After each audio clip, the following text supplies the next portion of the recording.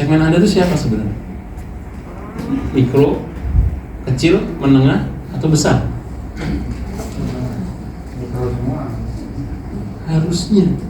Harusnya Anda kembalikan dulu ke segmen Anda dulu.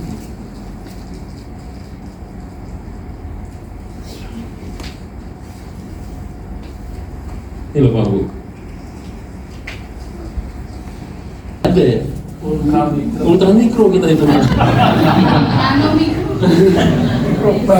Ultra mikro, nano mikro, super mikro. Ya kan, karena mikro di sini adalah 167 juta per bulan omsetnya dia. Kita main di bawah itu lagi kan? Kita di bawah itu lagi. Anda tempatkan dulu segmennya Anda itu sekarang di mana? Saya tanya. Segmen Anda itu di mana? Kita tempatkan dulu segmen kita di situ. Karena ketika Anda kemudian main ke atas ini udah siapa yang main? Orang-orang bank. Sekarang BMT itu sudah mulai berpikir realisasi 1 miliar, ya nggak? 500 juta, 200 juta, 300 juta, nggak apa-apa. Tapi segmen Anda itu sebenarnya mikro dan super mikro di bawahnya sini. Itu sebenarnya segmen Anda. Itu harus Anda lihat. Ketika Anda meninggalkan segmen ini, yang bermain di sana siapa? Yang bermain di sana adalah rentenir. Ini masih dia jabat ini ya, tahun 2022 soalnya. Yang bermain di sana siapa? Rentenir. Jadi kalau tadi beliau Bagus bilang tentang rentenir ini, sebenarnya Pak, kita tuh sepakat untuk jadi rentenir syariah Pak sebenarnya. The loan shark, proses cepat, berbaur, rutin, nggak bosan. Ini hilang sama BMT sekarang. Hilang. Coba deh dievaluasi di BMT Anda. Proses itu hilang semua. Prosesnya tuh berbelit-belit gitu ya, apalagi kalau nggak ada jaminan, ya nggak? Ya berbelit-belit.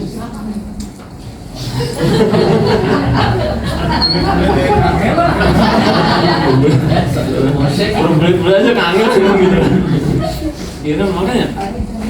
Kalau sudah berbelit-belit kesusahan, terus kenapa itu kemudian dijadikan sebagai sebuah prinsip dalam perusahaan kita? Iya. Kenapa kita kemudian pengen ngikutin orang-orang enggak? Gitu kan? Harusnya yang kita mitigasi itu gimana supaya proses kita tetap cepat, berbaur coba nih. Sekarang kan enggak, sudah banyak itu karyawan BMT yang udah hilang itu berbaurnya. Justru coba Anda lihat, Anda evaluasi deh di BMT Anda. Program silaturahmi, program kunjungan itu berapa dalam 1 bulan? Pasti nggak ada yang terpenuhi, saya bisa pastikan. Itu ada sebuah BMT besar ya di daerah Bantul itu sama juga. Harusnya kunjungan sekian cuma sekian, kunjungan sekian cuma sekian, jarang sekali terpenuhi. Saya nggak ngerti kenapa itu masalahnya, apa karena bingung mau ngomong apa ketika berbaur itu. Saya dulu cerita ya sama teman-teman itu. Iya Pak? Cerita dulu. Iya. Cuman kalau sebenarnya kan kalau masalah ditolak kan mentalnya loh Pak, ya kan? Mental anaknya kan tinggal kan, mental AU-nya ini gimana gitu ya. Harusnya kan kayak gitu bukan jadi masalah utama, karena dulu kita pun juga banyak, dulu malah mereka nggak kenal BMT ya Pak ya, kita datang itu mereka, tapi kalau rentenir kan saya sering cerita itu, dulu di pasar Beringharjo itu rentenir itu ngerokin ini kan, ngerokin nasabahnya, ngerokin apa pedagangnya. Oh ya Mbak, jangan capek-capek kalau kerja, oh gitu kan gitu yang mereka lakukan, sehingga si nasabah ini, iya, si orang pasar ini kan merasa benar-benar dekat ya, benar-benar dekat. Uangnya udah habis, dikasih lagi berapa, itu sekarang hilang di kita, di berbaur nih hilang, gitu kan. Kemudian rutin nggak bosan, ini juga sama. Coba sekarang Anda cek lagi tuh di awal Anda itu.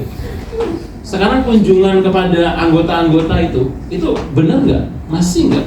Mereka rutin kunjungin orang-orang yang nggak nabung, orang-orang yang belum pembiayaan itu rutin mereka kunjungin lagi nggak gitu? Orang-orang itu udah nggak nabung lagi misalnya, udah nggak pembiayaan lagi, itu coba Anda lihat, mereka kunjungin nggak itu? Alasan mereka nggak ada waktu Pak, ya. Padahal mereka dulu sudah pernah interaksi sama BMT. Ini kan sebenarnya orang-orang yang loyal, tapi sekarang harusnya kan mereka ini bisa disentuh lagi. Itu banyak sekarang yang sudah bosan Pak mereka. Nggak intensif lagi seperti yang dulu pernah kita lakukan. Enggak. Ini hilang. Segmen kita tuh hilang. Segmen kita sudah mulai bergeser kepada yang besar-besar. Padahal kalau Anda lihat data bank, mereka malah justru sekarang mulai masuk ke mikro. Ini data tahun 2023 ya, ini mikro ya, Anda lihat ya. Bagi debit UMKM Bank BUMN, mikro itu 468,91 triliun. Coba Anda lihat nih, kecil semua nih. Ya, kemudian yang ini yang bermasalahnya, yang merah ini adalah yang macet. Ya, yang macet itu yang di mikro itu hanya 11,12 triliun, sementara itu yang kecil 13,20 triliun. Ini ini mikro yang dimainkan oleh Bank BUMN. Sementara itu kalau bank swasta, coba Anda lihat, di mikro mereka melempar 107,48 triliun. Gitu ya, yang swasta nih. Macetnya hanya 3,39 triliun. Yang menengah itu 210 triliun, macetnya 10,18 triliun.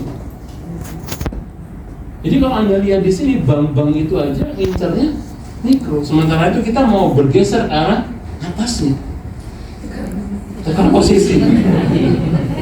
Karena padahal kita nggak punya uang, Pak, ya nggak? Uangnya kurang, ya nggak? Kemudian uangnya kurang, resources kita juga, SDM kita susah itu analisa yang gede-gede, ya nggak? Kita kan biasa analisa yang kecil-kecil. Sekarang itu aja coba dihidupkan lagi, segmen itu diambil. Ya, jangan kemudian kita pengen jadi orang bank, enggak usah lah.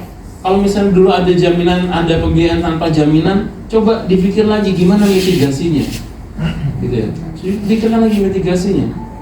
Jangan kemudian mentang-mentang ini, kemudian sekarang kan APHT semua nih pasti nih, ya nggak? SKMHT, APHT, udah. Kalau dia nggak bisa APHT sekarang nggak dikasih uang. Loh, gimana kemudian kita mau masuk ke sektor-sektor ini? Habislah itu lending semua. Ini harus menjadi evaluasi buat kita. Makanya segmen, ya saya bilang segmen ini ya, segmen mikro tuh kayak gitu. Ada pertanian, ya. Ini yang sekarang rata-rata di BMT yang di pinggir-pinggiran desa ya, mereka masih bertahan dengan kredit pertanian. Ya. Nah, ketika Anda buat kredit pertanian, maka Anda harus buat produk pertanian. Ya, jangan sampai kredit pertanian pakai produk mudorobah biasa, nggak bisa. Anda pakai produk musyarakah, misalnya musyarakah panen, itu Anda harus buat produknya lagi. Nggak bisa Anda kemudian cuma produk pertanian aja, kredit pertanian tapi nggak didukung sama produk pertanian. Konstruksi, ya konstruksinya ambil mikro-mikro, banyak kan itu retail ya. Beberapa BMT mereka tetap masuk ke konstruksi. Saya kemarin ketemu dengan sebuah BMT, sekarang apa pembiayaanmu? Banyak ke properti, Pak. Coba BMT properti apa? Yang mikro-mikro, Pak. Kan banyak yang bangun-bangun rumah cuman habisnya 200 juta, 300 juta gitu ya. Itu dibiayai sama dia. Masih bertahan itu BMT-nya. Yang ini malah 2 BMT besar tadi yang saya cerita di Sragen sama di Jepara, itu mereka main di kredit pertanian, mereka buat produk musiman gitu ya. Ini harus bisa digencarkan. Profesi ini yang disebut dengan sekarang konsumsi ya. Banyak Anda menggunakan produk-produk murabahah gitu kan, mau motor, mau laptop dan sebagainya, ini bisa Anda buat. Nah, perdagangan ini mulai bergeser. Perdagangan ini sekarang Anda harus mulai menggeser porsi perdagangannya, pembiayaan perdagangan itu kepada porsi-porsi segmen-segmen selain perdagangan. Ya, jasa, industri, kemudian pertambangan ini biasanya yang besar-besar ya. Mungkin yang kecil kayak pasir dan sebagainya kalau di Kulon Progo masih cukup bagus ya. Nah, ini bisa Anda ambil. Ini adalah disebut sebagai segmen-segmen yang bisa Anda masuki. Jangan mainnya di sini terus, Pak. Susah nanti Anda. Sudah banyak BMT yang sekarang udah menggeser segmen perdagangannya kepada segmen-segmen selain perdagangan. Gitu ya. Nah, ini dari sisi yang namanya disebut dengan istilahnya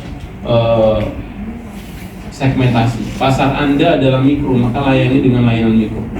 Kemudian yang kedua yang Anda perlu perhatikan ya, itu disebut dengan istilahnya adalah pangsa pasar. Nah ini,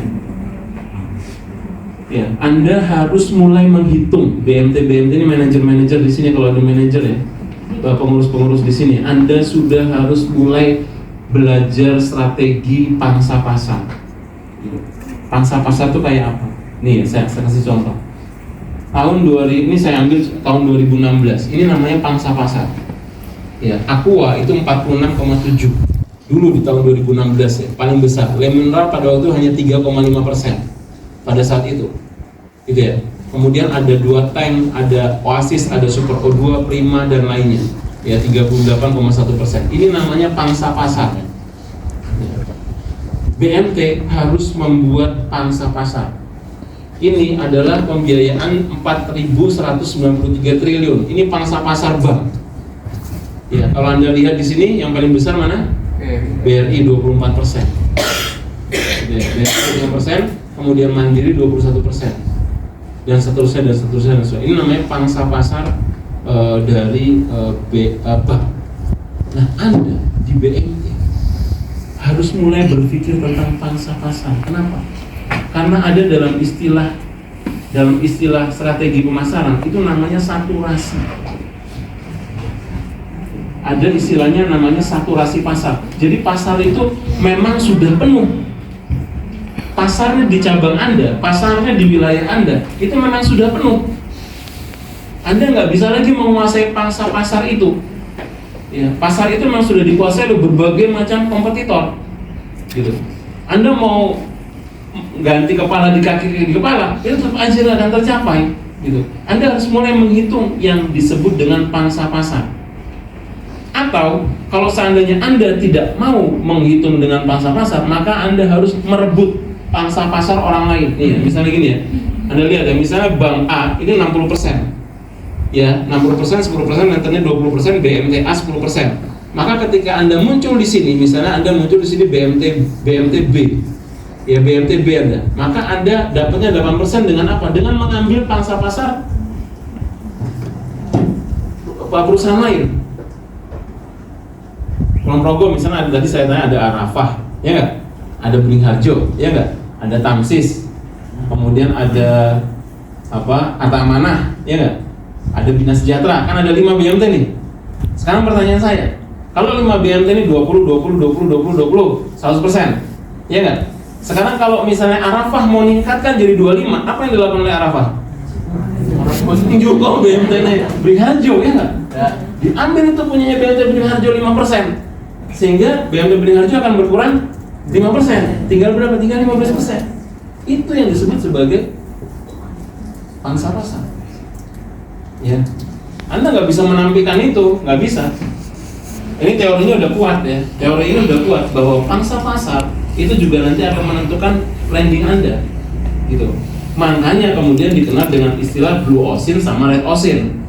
Blue Ocean itu pangsa pasarnya masih luas, Anda masih bisa ngambil di mana-mana. Itu Blue Ocean. Red Ocean pangsa pasarnya sudah penuh, sudah banyak orang gitu ya, sudah banyak orang di sana. Sehingga kemudian Anda harus merebut itu dari BMT yang lain. Nah, ini butuh strategi gitu. Makanya tadi kalau landing tadi lihat-lihat tuh, Bina Sejahtera ngambil mana nih? Pertanian. Coba besok saya datangin, gitu kan? Bagi hasilnya lebih murah Pak, gitu ya. Tabungannya lebih tinggi Pak, gitu ya. Kemudian fasilitasnya nih, nama kita terkenal di mana-mana, gitu kan? Kemudian mau nggak Pak? Mau, oke, gitu kan? Pindahlah ke kita. Itu namanya ngerebut pangsa pasar. Sekarang itu di BMT udah gini ya, sekarang saya bilang BMT itu sudah tidak menyebut lagi bahwa kita tuh sama-sama mitra. Ini semua pesaing-pesaing di sini, ya nggak? Kalau bos-bosnya mungkin kayak Pak beliau, Pak Agus, Pak Ajrudin, Pak Rohadi ketika ketemu sama BMT lain, Assalamualaikum, Waalaikumsalam, cipika-cipiki. Di bawah AO apa yang terjadi? Di bawah rebut-rebutan ini AO. Gimana Pak? Di Bina Sejahtera berapa Pak? Bisa marginnya segini. Cuma kita lebih murah Pak. Itu yang di bawah. Itu yang saya bilang tadi apa? Saturasi pasar. Landingnya kemudian semakin apa? Semakin menurun kan siapa? Udah diambil sama yang lain kan? Nah inilah yang harus sama-sama kita perhatikan. Waktunya memang nggak cukup ya kita untuk mengkaji tentang bagaimana supaya. Jadi intinya saya 2 hal dulu aja pada sama kalian. Pertama, Anda harus kembali melihat segmen pasar Anda. BMT di luar Anda masih banyak yang bisa mengeksplorasi segmennya berbeda, ya. Maka coba saya sarankan Anda ambil segmen-segmen lain selain segmen perdagangan. Ya, Anda nggak bisa bermain dengan harga. Saya bilang, Anda nggak bisa bermain dengan harga. Maka Anda harus bermain dengan layanan. Apa layanan yang bisa Anda berikan? Layanan seperti lonsak, seperti rentenir. Itu yang bisa Anda lakukan. Cepat, berbaur, rutin. Jangan bosan.